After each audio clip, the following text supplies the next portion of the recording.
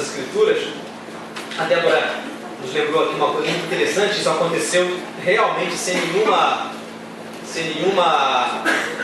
planejamento. Nós não, as coisas se encaixaram, não é? Por essa providência divina, coincidência divina. A escola dominical vai começar uma classe estudando sobre oração. Nós compartilhamos no retiro de carnaval, onde havia podemos dizer mais de 80 pessoas, porque éramos 78 lá, e diversos irmãos foram nos visitar ao longo do período, passaram a tarde, um dia, tem gente até que pernoitou lá. Então, mais de 80 pessoas. O nosso tema foi oração. Um tema extremamente simples, sem grandes apelos de marketing, mas um assunto extremamente central da nossa vida. A Bíblia fala muito sobre oração, fala muito sobre buscar a Deus, e isso tem movido o nosso coração. Como a Débora falou ali, realmente Deus está querendo nos empurrar para enfatizarmos isso, porque as coisas vão acontecendo na vida da comunidade. Isso vai falando especialmente ao nosso coração. Então, quando o Espírito Santo sopra dessa maneira, Jesus fala que é como o vento sopra onde quer, com a autoridade que ele tem, a gente precisa dar uma atenção especial, inclinar os ouvidos de uma forma especial, abrir o nosso coração, bastante atenção ao que o Espírito está querendo nos dizer. Uma das coisas que nós falamos lá, que nós compartilhamos lá, que às vezes fica meio... é verdade, a gente acredita, mas parece que fica um pouco perdido na nossa história, é o fato de que nós falamos na nossa oração, nós conversamos com alguém, uma pessoa. Deus que não é um conceito, Deus que não é uma energia, Deus que não é uma ideia, uma doutrina, uma história em um livro, Deus que é vivo, que está presente. Um bispo anglicano, um bispo inglês, ele fala uma coisa muito interessante. Muitas pessoas, com um certo ceticismo a respeito da existência de Deus, da presença, da atividade de Deus na história, costumam dizer que acontecem muitas coincidências, que as coisas que nós atribuímos, que os cristãos, ou mesmo aqueles que não são cristãos, mas creem em Deus, atribuem a Deus, são coincidências. Mas é incrível, o bispo falava, é incrível como as coincidências se multiplicam quando a gente começa a orar. Como as coincidências se multiplicam? Porque Deus é atuante. Deus não é um relojoeiro que deu corda no universo e deixa para funcionar. Deus está presente. A Bíblia diz isso o tempo todo. Fala da presença de Deus. E eu queria compartilhar com vocês um breve ensino da Bíblia sobre oração, já que falamos tanto sobre oração do retiro e diversos irmãos e irmãs já estiveram lá. Eu não vou repetir, não vou reeditar as palestras do retiro, mas eu queria acrescentar um novo tema, um tema que eu entendo ser muito prático para nós, sobre oração. Mas antes disso, vamos fazer a oração? Depois dessa introdução, vamos curvar nossas cabeças, e eu quero te pedir que você fale em silêncio com Deus, o Senhor que está vivo, que está presente entre nós, se é a promessa dele, e peça ao Senhor que lhe dê a graça de ouvir a sua voz nesse momento. Curva sua cabeça num momento silencioso de oração.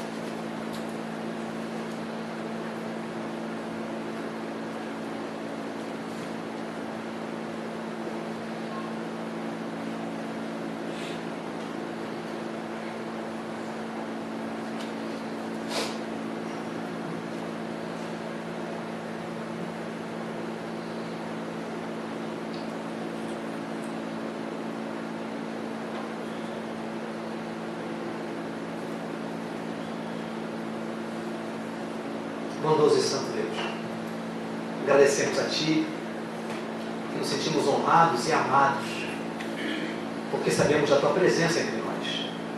Não existe nenhum lugar do universo, seja o universo físico, seja o universo espiritual, onde a Tua presença não esteja. Não há portas que impeçam a tua entrada. O Senhor é o Deus criador e soberano, Senhor e Rei sobre todas as coisas. Mesmo sobre aqueles seres que não te reconhecem, a tua autoridade é cabal e completa. Nós nos sentimos felizes e agradecidos a Ti, porque o Senhor nos dá a possibilidade de falarmos contigo. O Senhor, na tua grandeza e soberania, poderia voltar as costas para nós, porque o Senhor é o único ser verdadeiro e absolutamente livre. Mas na tua vontade, no teu amor, o Senhor escolheu se voltar para nós e cuidar de nós. Obrigado por isso, Senhor. Obrigado porque o teu Evangelho chegou aos nossos corações e nós aprendemos em Jesus como o Senhor é um Deus amoroso, como acabamos de cantar, e presente na nossa história.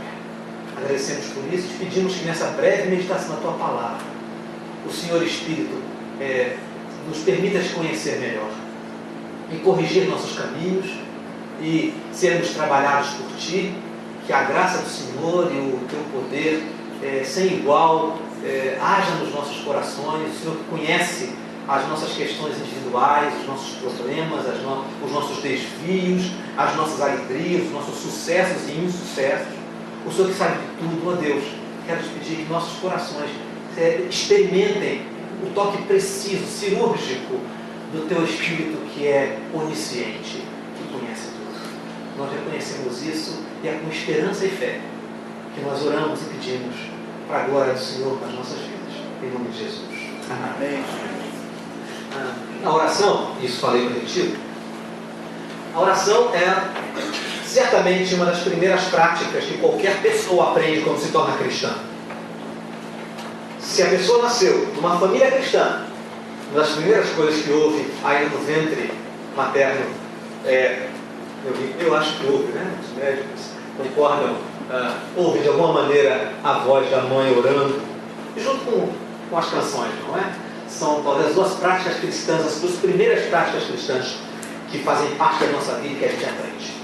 Se a pessoa não foi criada num berço, numa família cristã, quando ela se encontra com Cristo, quando ela abre o coração para o Evangelho, o Espírito Santo toca, o fato de compreender que Deus soberano, todo-poderoso, que, como falei aqui orando, pode muito bem virar as costas e se esquecer de nós, nos aniquilar com um estalar de dedos. O fato de saber que esse Deus glorioso está acima de tudo, que os anjos cobrem o rosto por causa da glória de Deus, se volta para nós e quer se relacionar com a gente e está presente, isso é algo fascinante. Saber que Deus é um Deus que não apenas rege, comanda, mas é um Deus que é acessível e se relaciona, é uma descoberta magnífica, que é uma característica do cristianismo.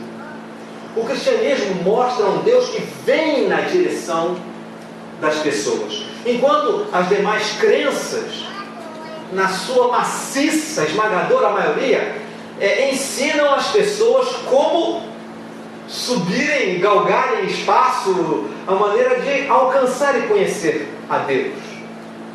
Mas o cristianismo fala de uma forma diferente. Jesus diz que Deus é Pai, Criador e que se inclina, que vem na direção das pessoas. No Antigo Testamento, mesmo no Antigo Testamento, aquela visão de um Deus quase irado, não é? Às vezes a gente tem essa percepção de um Deus excessivamente rigoroso, um Deus que demonstra o seu poder com atos de grandeza. Mesmo essa perspectiva do Antigo Testamento, que é uma perspectiva correta, porém parcial, porque Deus vem se revelando ao longo da história e se revela perfeitamente em Jesus Cristo, mostra que ainda assim Deus se inclinou, escolheu um povo, deu a esse povo as direções, as instruções, a lei, uma maneira desse povo o conhecer. Então o cristianismo, que é herdeiro nesse aspecto da fé judaica, é uma fé, uma crença de revelação, não é uma crença, uma fé de desenvolvimento em que as pessoas conhecem a Deus, mas uma revelação em que Deus se dá a conhecer. Essa é uma distinção especial para a minha vida e para a sua vida. Por isso a oração, quando a gente descobre, entende isso, se torna algo fascinante. Deus, no momento em que eu paro para falar com Ele, Deus interage comigo. Deus me escuta. Eu me lembro de um cântico que eu nem sei onde onde tinha, não sei se era um seminário evangélico, os salmos e hinos. A turma mais antiga pode me ajudar, porque eu nasci num berço evangélico. Eu te lembro das coisas bem antigas, que diz assim, um hino diz assim: Jesus escuta a voz terninha da criancinha em oração. Me ajuda completando aí. A voz terninha da criancinha em oração. Né? E também sabe dos seus intentos, dos sentimentos do coração. Não é? É isso mesmo. Então Deus ouve a voz da criança, do seu jeito assim, simples de orar.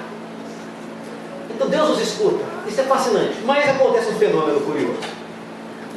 A gente conhece e percebe: o Deus Todo-Poderoso me ouve, se importa comigo.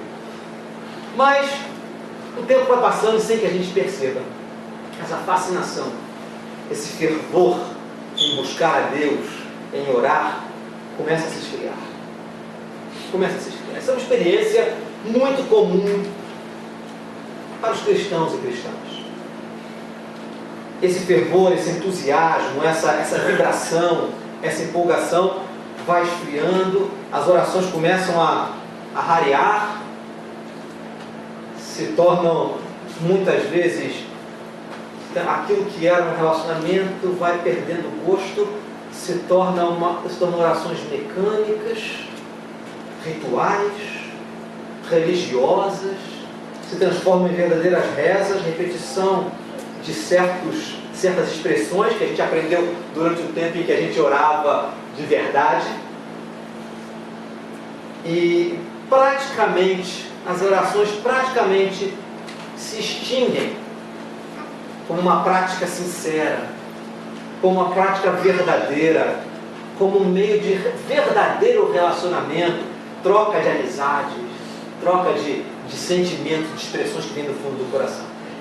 As orações migram desse modelo bonito, saudável, sincero, profundo, espontâneo, natural, relacional, para um conjunto de expressões que a gente faz na igreja, na hora de comer, né? Em algumas ocasiões, tudo você tem que fazer na hora de comer, na hora na igreja, quando acorda, mas elas perdem o conteúdo, elas perdem a espontaneidade.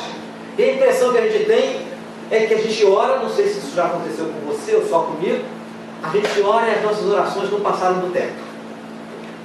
Já teve essa impressão na sua vida? Essa própria expressão, sentir que a minha oração não está passando do teto, mostra o problema em que nós entramos. Sabe por quê? Porque quando eu digo assim, as minhas orações não passaram do teto, é porque eu tenho a impressão que Deus está distante lá acima do teto. Que as minhas orações têm que fazer um caminho tortuoso para chegar lá longe onde Deus está. Só que Deus está abaixo do teto. Se as minhas orações não passam do teto, isso não é problema nenhum, porque o teto não impede a presença de Deus. Esse sentimento é uma percepção de que Deus está longe, sinal de que a minha relação com Ele se fragilizou, se esgarçou, e eu não tenho mais a percepção de Deus do meu lado, de Deus presente. O que provoca esses altos e baixos na nossa vida? Então, eu quero compartilhar com vocês, vou compartilhar agora um aspecto, e logo mais à noite vou falar de outros dois aspectos. Eu quero compartilhar com vocês exatamente o que provoca esses altos e baixos. É claro que é difícil a gente resumir tudo em 3 aspectos, mas acho que essas 3 questões são questões muito importantes para nós.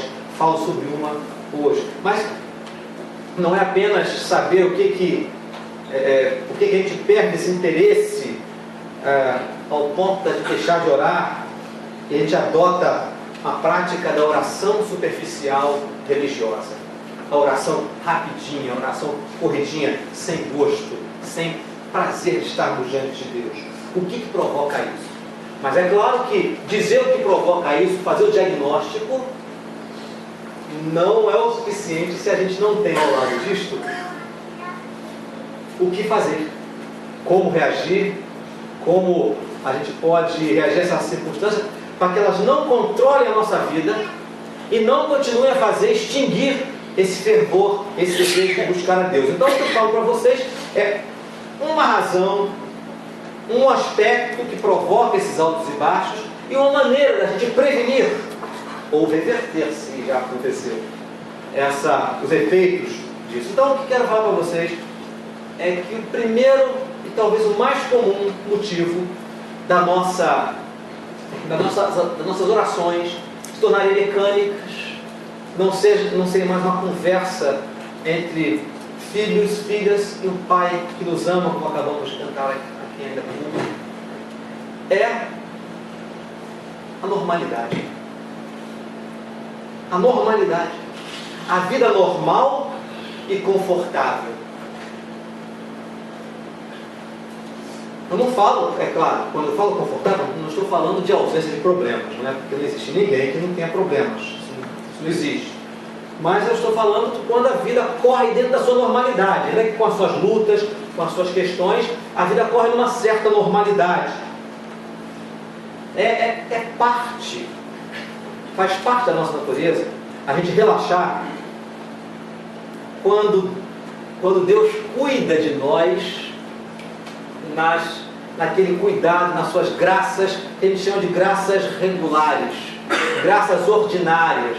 Deus nos dando saúde, condição de trabalhar, mesmo que eu não goste de trabalho, mas me dá condições de me sustentar minha família, me dá uma certa serenidade, nenhuma grande tragédia acontece na minha vida, a gente vai vivendo a nossa rotina cotidiana, com família, com amigos, com estudo, uma vida normal. Acontece que quando a vida está uma tempestade, quando as coisas viram de cabeça para baixo, quando chega uma má notícia médica, quando alguém que a gente ama muito grande, muito mesmo, passa por uma grande tragédia, quando existe um baque financeiro que deixa todo mundo tonto em casa, e coisas desse tipo, praticamente todo mundo ora. Praticamente todo mundo, pelo menos as pessoas que creem em Deus de alguma maneira, seja persistentemente, seja desesperadamente, praticamente todos que creem em Deus se voltam para Ele. Quando a tempestade bate forte, quando o barco está para virar, ou já está emborcado, a gente recorre a Deus. E o que acontece é que, curiosamente, o vento diminui, a tempestade muitas vezes ela passa, Deus nos acode, as coisas se acalmam, não é sempre que acontece, mas as coisas se acalmam, as coisas se serenam e a nossa vontade de orar também. A vontade se acalma, né? Vontade intensa de buscar a Deus se acalma e nós novamente voltamos àquela letargia. Isso não é novo, isso não é de agora. E isso, como eu disse, faz parte da nossa natureza humana. E a Bíblia conta diversas circunstâncias sobre isso. Eu separei uma parte de um salmo para ilustrar como isso era comum na história do povo de Israel, lá no Antigo Testamento, Salmo 106.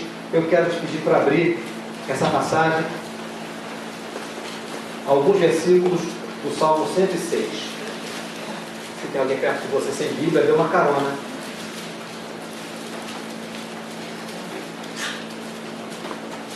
Salmo 106.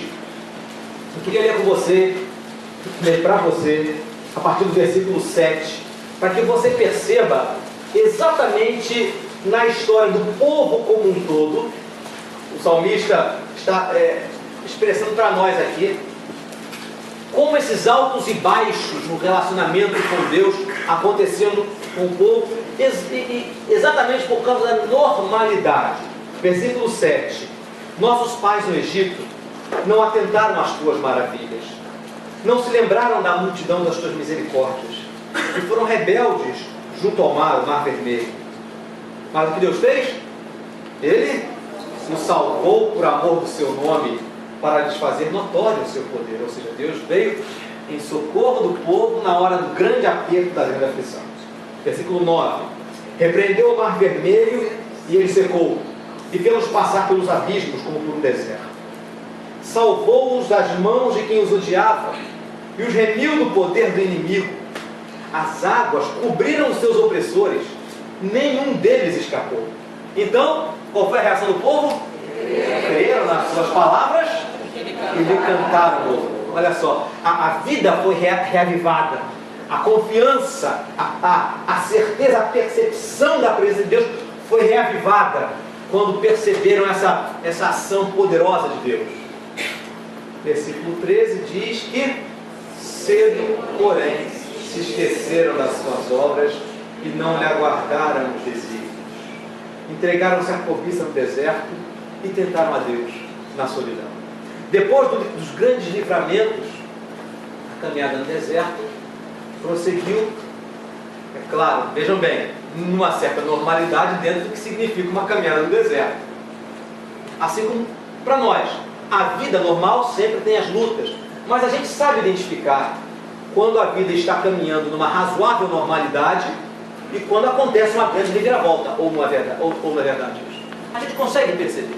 Ninguém espera uma vida sem batalhas. Mas o que aconteceu com o povo era isso.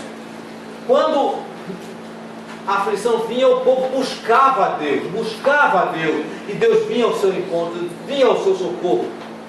Quando Deus socorria, cedo, versículo 13, cedo se esqueceram. As coisas voltaram ao normal. Essa é uma narrativa do povo de Israel. Nós começamos essa leitura em que versículo? 7. Mas veja o que diz o versículo 6. Vamos ler em voz alta? Pecamos como nossos pais, cometemos iniquidade, procedemos mal. O que o salmista está dizendo é que essa experiência que ele vai narrar a partir do versículo 7 não é só a experiência lá de trás. Acontece com o povo no seu tempo. Acontece com o povo de Israel. Ele diz: procedemos, pecamos como nossos pais. Dizemos igualzinho a eles. Essa história se repete. E se repete comigo, se repete com você. Na normalidade, a rotina, o cotidiano nos esfria a respeito da busca de Deus. Não é necessário sofrermos uma grande reviravolta, uma grande ponta-cabeça na nossa vida, uma grande tragédia, para reaprendermos a buscar a Deus. Não é preciso. A palavra de Deus vem a gente. Deus fala conosco, para que na nossa normalidade nós não nos esqueçamos dele, para não cometermos os pecados dos nossos pais, que a história nos diz, que a história nos mostra. O Novo Testamento diz que aquilo que foi escrito nas páginas das Escrituras são para o nosso ensino, para que a gente aprenda a proceder e a viver a rotina. Mexe conosco, esfria o nosso vigor. E pode contar com isso, irmão e irmã. Se não tem acontecido com você, o momento da curva descendente no entusiasmo de buscar a Deus vai acontecer. Eu sempre me perguntei, por que sempre que eu estava no retiro, eu me sentia lá pertinho de Deus. Quando saía dos retiros, o cotidiano ia me contaminando. Eu sempre perguntei isso. Na minha adolescência, que eu era um rato, inveterado de retiro, né? Tudo que era retiro eu estava presente, né? E eram experiências maravilhosas, fantásticas, inspiradoras. E quando eu saía, era mais ou menos como a história dos 3 discípulos, Pedro, Tiago e João, no Monte da Transfiguração, vendo, né, Jesus transfigurar Moisés e Elias. Parecia que eu estava lá. Era uma coisa transcendente, inigualável. E quando ele descia do monte, vamos dizer assim, na história diz que tinha um endemoniado que era preciso tratar, né? O cotidiano devora a gente, esfria, e parece que aquele cidadão que estava lá naquela experiência de provar Deus tão de perto não é o cidadão que está aqui agora. É uma coisa meio esquizofrênica, assim, né? Uma certa esquizofrenia espiritual. Esse é o diagnóstico. Mas não adianta o diagnóstico sem uma proposta de reação. Como é que a gente pode prevenir? Como é que a gente pode reverter isso? Jesus ensina. Jesus, aquele que não precisava orar. Ou será que precisava? Eu nunca vou saber essa resposta exatamente. Mas pela estrutura divina dele, é nossa compreensão que pode ser que ele tivesse necessidade. A comunhão dele com o Pai era perfeita. Eu e o Pai somos um. Quando ele ora na ressurreição de Lázaro, ele diz assim: Senhor, Pai, graças te dou porque o Senhor me ouve. Aliás, Jesus fala, eu sei que sempre o Senhor me ouve, mas eu estou orando por causa das pessoas que estão aqui à minha volta. Então, de certa maneira, na sua essência, Jesus não tinha necessidade de orar, porque a sua vida era de comunhão constante com Deus. Mas Jesus orou muito,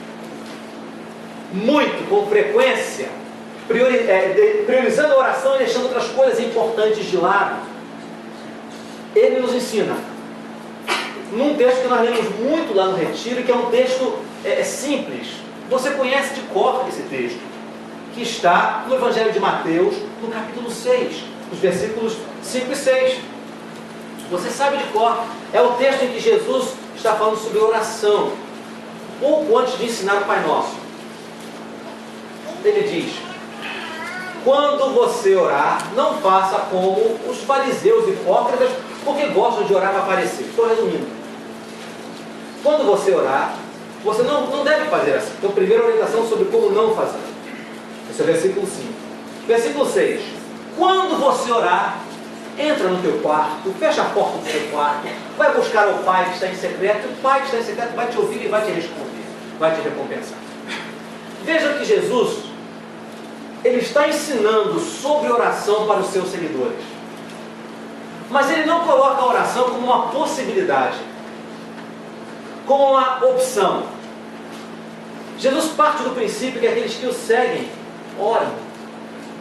Tem a oração como uma prática. Porque ele não diz, se vocês orarem, ele não diz isso, ele diz, quando vocês orarem, no momento da sua oração.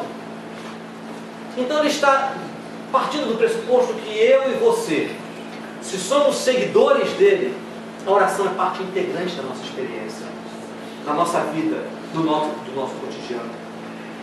Pode ser que se a oração anda desaparecendo, se extinguindo da minha vida, se na minha vida a oração tem se tornado uma prática religiosa, meramente religiosa, e Deus nos livre disso, mas acontece mesmo, é bem possível que ela nunca tenha sido parte integrante e regular da minha vida. Que eu nunca ou não tenha perseverado em manter a oração como uma prática integrante, uma prática regular da minha experiência, do meu cotidiano. Então, o que Jesus está nos trazendo aqui, nos ensinando, para que a gente evite, para que a gente diminua esses baixos e se mantenha em conexão frequente com Deus. Construa um hábito regular de oração. Construa um hábito regular de oração. Quando você orar, não é se você orar, se der tempo de orar. É quando você orar. É para priorizar. É entrar em conferência com o Criador e sustentador do universo. É separar tempo na agenda para estar com Deus.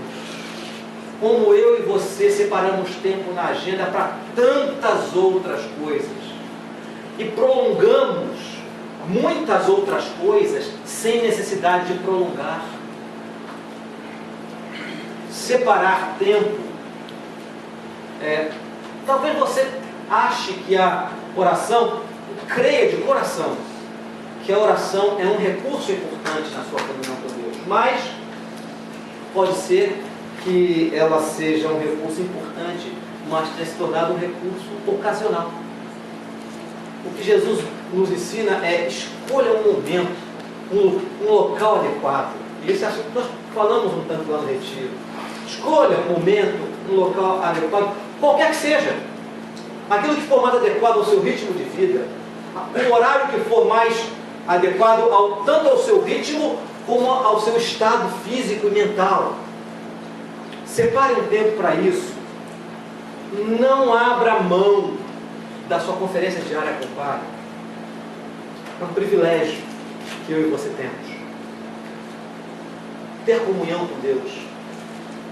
Entrar conscientemente na presença de Deus.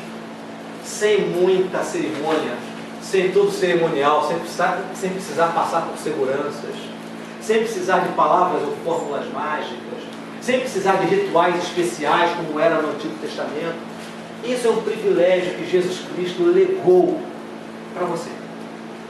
Um dos textos bíblicos que fala sobre isso de uma forma tão linda, tão eloquente, é o texto de Hebreus, capítulo 10. Hebreus capítulo 10, a partir do versículo 19. Veja só o que Hebreus fala para mim e para você. Tendo, pois, irmãos, intrepidez para entrar no Santo dos Santos, pelo sangue de Jesus, pelo novo e vivo caminho que Ele nos consagrou pelo véu, isto é, pela sua carne, e tendo grande sacerdote sobre a casa de Deus, o próprio Jesus Cristo, aproximemo-nos com sincero coração, em plena certeza de fé, tendo o coração purificado de má consciência e lavado com água pura. Nós temos acesso ao Santo dos Santos, à presença do Excelso, à presença do Deus Eterno, não porque nós sejamos merecedores, mas o texto é muito claro, pelo sangue de Jesus, pelo sangue derramado de Jesus, através da sua carne. Ele nos consagrou esse caminho através da sua carne. É um privilégio que Ele concede para você todos os dias. Deus nunca estará ocupado para nos escutar. Deus nunca vai estar alheio. Deus nunca vai nos dizer: espera um pouco, estou muito ocupado cuidando do universo. Deus não fala isso. Mas nós falamos: Deus, agora não, estou muito ocupado com o meu universo. Faça isso. Experimente construir um hábito. Coloque na sua agenda.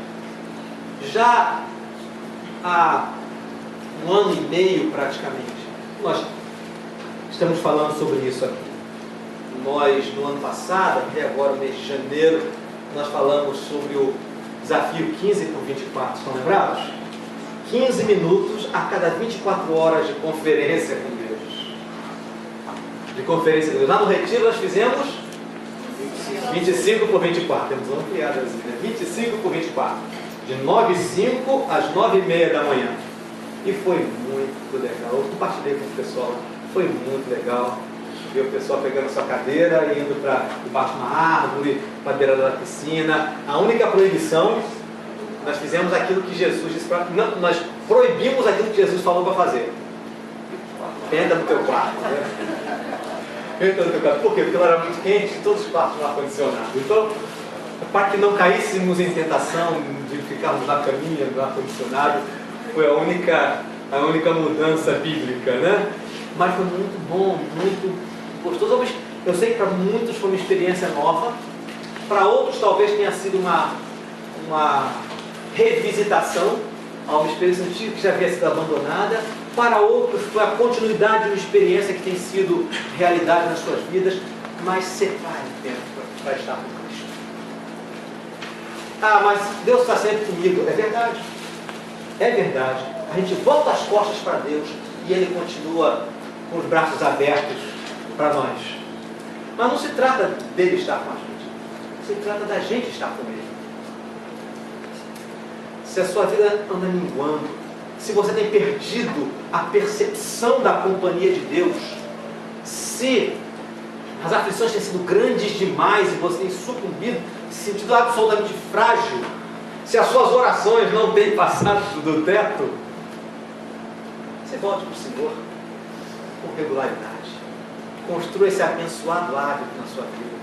Eu tenho absoluta certeza que se você fizer isso com sinceridade, se disciplinando, vai se cumprir na sua vida uma promessa que o Senhor fez lá no Antigo Testamento.